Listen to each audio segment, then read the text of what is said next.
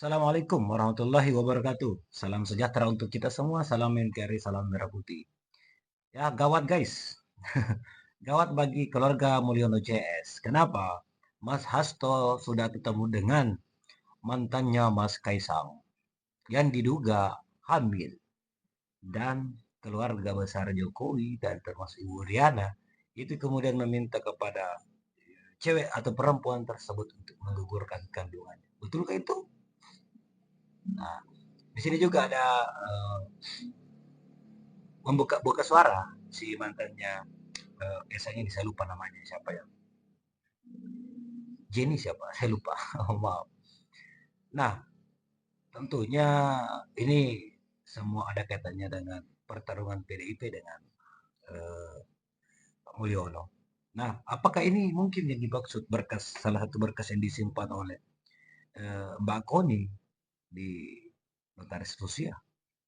Boleh jadi kan, yang menjadi salah satu rahasia dari keluarga Pak Mulyono CS. Nah, ketika ini semuanya adalah fakta bahwa benar-benar bahwa Kaisang pernah menghamili perempuan tersebut dan minta digugurkan, sepertinya akan ada keluarga yang retak dan berpisah, bercerai. Ya bisa jadi kan. Oke bosku, mari kita simak videonya. Feli itu sebenarnya ada pertanyaan. Bertemu Hasto, Apa sih Pak Felicia. gratifikasi dan juga apa kategorinya yang masuk golongan gratifikasi? Gratifikasi itu gini Ferry, salah satu bentuk korupsi berupa pemberian dalam pengertian yang luas. Itu bisa barang, bisa jasa, bisa suatu komisi, bisa diskon, bisa pemberian suatu tiket pesawat, penerbangan gratis pakai private jet, pemberian jam Rolex, pokoknya segala sesuatu yang diberikan karena ada kaitannya dengan suatu kedudukan sebagai pegawai negeri, pegawai sipil, juga karena jabatan di dalam struktur pemerintahan negara. Sehingga karena ini korupsi harus ditindak secara serius. Karena pemberian barang apalagi jam Rolex yang sangat mewah itu harus dilaporkan kepada KPK. Sama dengan Pak Jokowi dulu ketika masih pencitraan menerima gitar dari Metallica, itu kan juga dilaporkan ke KPK. Habis itu nggak ada lagi laporan gratifikasi. Dan penaltinya itu apa? Ya sesuai dengan tindak pidana korupsinya ya. Tapi menerima barang seharga 10 juta pun itu harus dilaporkan dan kemudian nanti harus membayar pajak dan kemudian harus diserahkan kepada negara tergantung nilainya. Dan kemudian sebagai suatu tindak kejahatan korupsi apalagi terkait dengan jabatan pemerintahan negara, ini sangat serius implikasinya kalau tidak diproses hukum. Terima kasih. Sama-sama. Ayo ngumpul nih, anak buahnya Mulyono nih. Saya akan ngasih cerita tentang Mulyono. Seorang lurah. Dan lurah ini mempunyai anak kuliah di Singapura. Dan menjalin hubungan sama orang di Singapura. Sama cewek Singapura ya. Hubungannya itu ya serius menurut gue. Karena apa? Sudah diperkenalkan satu sama lain, orang tuanya sering udah gitulah, udah saling tahu hubungan mereka. Dan lambat laut, ya kan, anak Mulyono ini menghamilin ceweknya. Dan apa yang terjadi? Mulyono kan tidak setuju ini sebetulnya, lo boleh pacaran, ya kan? Tapi lo tidak boleh nikah sama si pacarnya itu yang orang Singapura itu, ya kan? Lu boleh pacaran, lu boleh ini, ya kan? Bebas. Tapi lu jangan sampai nikah. Hamidun. Mulyono akhirnya ngomong apa? Dengan rayuan yang gombal mukio, ya kan?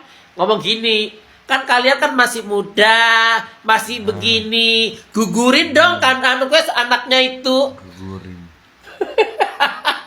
Gugurin dong. Tuh. Ya kan, akhirnya dengan rayuan-rayuan begitu, kalian pasti nikah kok. Ya kan, akhirnya maulah ngugurin. Oke, enggak apa-apa. Ya kan, akhirnya enggak apa-apa. Akhirnya digugurin, dimetongin itu cucunya. Cucunya adalah cowok. Udah gede gitu loh, digugurin, ngeri kan? Kalian aja, cucunya aja dimetongin, apalagi kalian. Si lurah ini luar biasa. Salah waras. Ini pertama kalinya saya memberanikan diri untuk berbicara di publik, untuk meluruskan hal-hal yang selama ini menjadi simpang siur dengan tidak adanya kejelasan dan penyelesaian oleh pihak Bapak Jokowi dan keluarga. Akibatnya, akhir-akhir ini telah terjadi hujatan kejam yang dilontarkan terhadap saya dan keluarga dengan membawa isu suku, agama, dan kewarganegaraan. Setelah memilih untuk diam selama ini, saya rasa ini tidak bisa terus dibiarkan. Hujatan harus dihentikan dan publik harus mengetahui apa yang terjadi sebenarnya. Pada tahun 2016, saya diminta oleh putra bungsu Bapak Jokowi untuk bertemu dengan beliau dan Ibu Iriana, dan juga sempat diperkenalkan kepada keluarga besar beliau. Sejak berjalannya hubungan antara saya dan putra beliau, sudah beberapa kali diundang untuk menghadiri acara keluarga besar beliau, seperti pernikahan Mas Rio dan Mbak Ayang.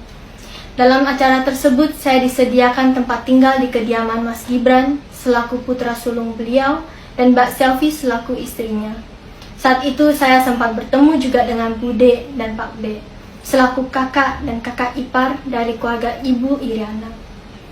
Dengan pihak keluarga saya pun, putra beliau sudah meminta izin kepada orang tua dan nenek saya dan sering bertemu untuk menjalin hubungan yang baik. Dengan keakraban tersebut yang dijalin sedemikian waktu, tentunya kehilangan mendadak putra beliau dari kehidupan saya bukanlah hal sepele yang bisa dipertimbangkan dan diperlakukan seperti beberapa hal politik yang sering waktu diabaikan dengan cara mendiam. Tapi masalah saya ini harus diselesaikan secara kekeluargaan. No ifs and no buts. Pada akhir Desember 2021, putra beliau menelpon dan mengatakan secara langsung kepada saya keinginan untuk menikah dan sudah memberitahukannya kepada Bapak Jokowi. Putra beliau pun sudah meminta restu kepada orang tua saya. 2 minggu kemudian, putra beliau menghilang dan memblokir seluruh kontak seluler. Walaupun saya sangat terpukul, saya mentegarkan diri dan mencari cara untuk mengetahui apa yang sebetulnya terjadi dengan mencoba untuk menghubungi putra beliau dengan berbagai cara dan juga kepada keluarga Bapak Jokowi. Tapi dengan sesatnya, tidak ada satupun yang merespon dan Ibu Riana pun mengganti kontak selulernya. Satu-satunya pembicaraan yaitu dengan Bude yang sempat kaget kepada perilaku putra beliau. Pada waktu itu, saya dianjurkan untuk tidak mengosongkan pikiran. Wah, sangat ngeri ya. Diblokir, guys. Putra Mulyono ini, aduh, tidak bertanggung jawab. Gimana dong nasibnya si Felicia ini? Apakah betul memang dia pernah menguburkan kandungan hasil dari pabrikan Mas Kaisang, ya kan? Ya, tapi kenapa juga sampai segitunya diblok semua, mulai dari ibunya Kaisang dan pribadinya Kaisang, kenapa diblok itu? Apakah ada yang ingin disembunyikan atau ingin menghilangkan jejak? Waduh, bahaya nih. Nah, sampai sekarang juga saya tidak tahu ini entah itu benar atau tidak bahwa pacarnya dulu ini, si Felicia ini, apakah betul-betul pernah mengandung bayi anak dari Mas Kaisang yang katanya Mas Juliet tadi adalah laki-laki atau tidak ya? Bagi Masku, tanggapan kalian silakan cantumkan di kolom komentar. Sampai jumpa di video selanjutnya. Assalamualaikum warahmatullahi wabarakatuh.